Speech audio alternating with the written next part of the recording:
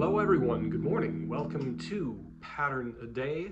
I'm David Getson, and here on the Living Process channel we go once a day, pattern by pattern, through Christopher Alexander and Team's A Pattern Language, a book that is about how problems in architecture and the built environment can be addressed by interrelated geometric solutions.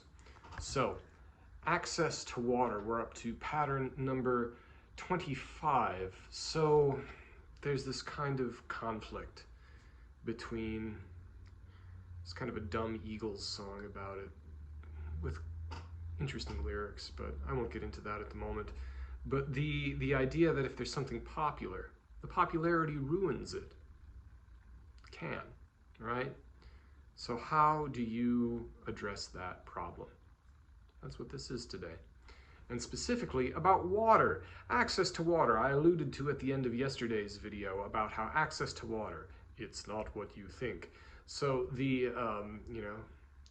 love is love, water is life. In this house, I believe the same thing as everyone else with a sign. No, it's not that type of access to water, although people having clean drinking water, obviously, it's very important. So, access to water, what do they say? Water is always precious. Among the special natural places created by sacred sites, the previous pattern, we single out the ocean, beaches, lakes, and riverbanks because they are irreplaceable. Their maintenance and proper use require a special pattern.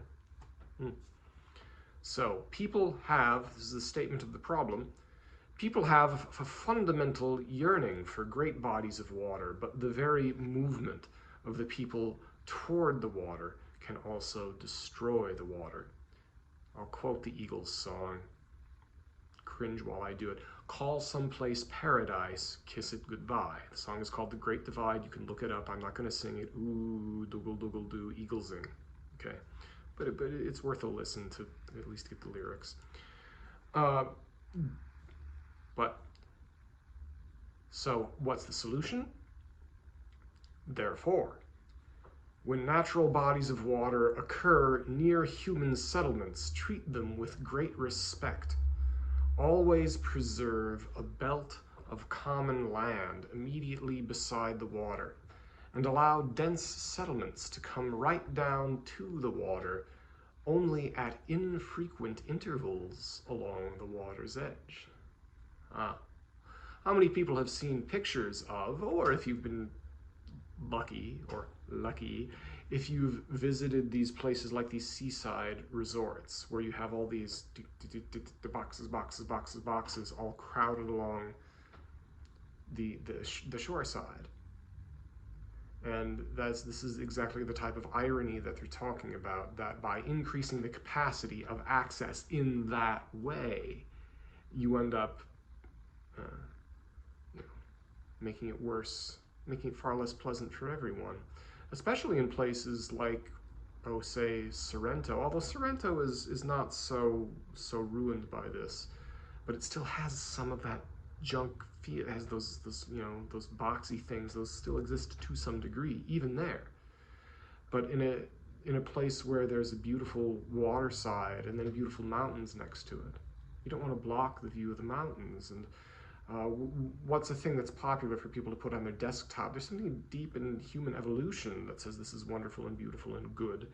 What do people put on their desktop pictures? Well, there's a blue ocean with a beach side and a tilted over palm tree that's now growing straight.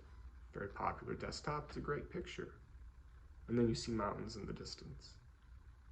Back when humans were almost extinct, during the Mount Toba eruption, I believe 40,000 years ago, the Toba near extinction event, I don't know how few people it was, but the humans that survived because they lived on the beach eating clams, pretty much. So all of our ancestors survived because they were able to find a beach. And that's very deep. That's very deep within all of us in our DNA, and some people more than others. And this is a big tangent, but I think it's a nice one and an important one, is that access to water, specifically fresh water versus salt water. Has anyone else noticed how women care a lot more about the ocean than men do, typically? I don't think this is for no good reason. Now, I don't fully understand why human female ovulation cycles are, if not in phase, at least timed with a lunar cycle. I mean, would someone say that women are lunatics? I wouldn't. Oh, never. I would never say that. No, but women's bodies are timed to that phase structure. It's probably because of several reasons, but one of them being that super high tides and super low tides that go with the moon have to do with it's easier to find shellfish, and women are more likely to have babies when they're eating well. And so the women who, for whatever reason, the apes are not like this with the baby fertility. Only humans have this, among the mammals, have this monthly fertility cycle. It's a very odd evolutionary quirk.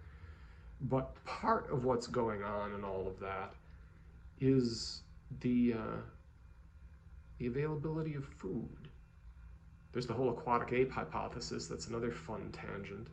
I think there's something to that, to the aquatic ape hypothesis, to the fact that we only have hair on our heads, and our hair is long on our heads, and specifically women longer than men. That's not just fashion. Women's hair actually grows longer. Men will often stop right here, even if they try. And what's that for? It's for baby hands. They're going like, when the aquatic ape mom is in the water, and then the babies are like, that's my theory. I think that's why we have hair on our heads, and then we have the kind of not monkey hair on the rest of us, because it's streamlined for being in the water. And then the fertility thing. If we spent several thousand or million years of our pre-human ancestors in the water, that would make sense. Human babies also know how to swim. There are people who do stupid, dumb things with babies in water. I don't like those videos. But when there are also videos of babies they know how. Human babies don't know how to walk, but they do know how to swim. That should tell us something. So access to water, it's even more important than this pattern says.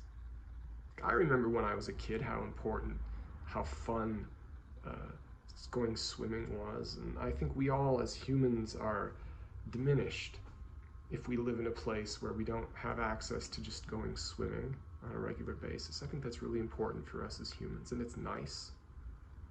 And in the past, this got popular. I think there was some type of technological and social interaction in the 1920s and the 1930s, where parks, I guess, pool management got affordable enough and people thought it was important that they just built a bunch of public pools. That's great.